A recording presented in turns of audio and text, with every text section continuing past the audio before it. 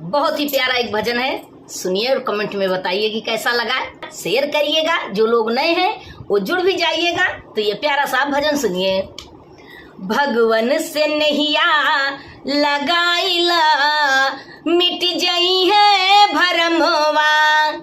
भगवन से नैया लगाइला मिट जाई है भरमवा,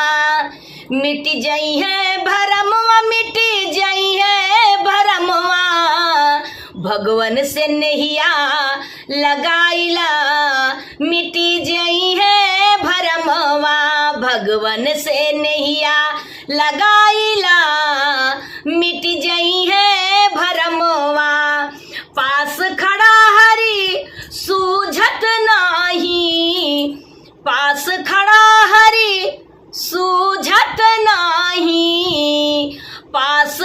खड़ा हरि सूझत नाही, अखिया से पर्दा हटाइला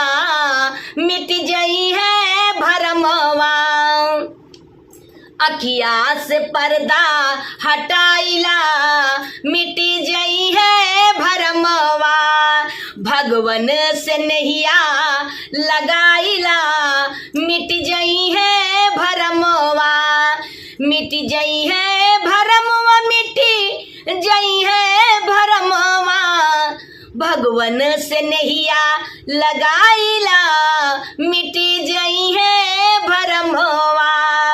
लाख 84 बहुत भटकाए, लाख 84 बहुत भटकाए, लाख 84 बहुत भटकाए, अब ही से बिगड़ी बनाइला मिट जाई है भरमवा, अब ही से बिगड़ी बनाइला मिटी जाई है भरमवा, अब ही से बिगड़ी बनाइला मिट जाई है भरमवा,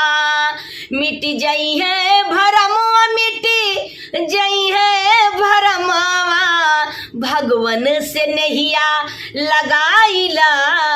मिट जाई है भरमवा, भगवन से नैया लगाइला मिट जाई है भरमवा, भगवन से नैया लगाइला मिट जाई है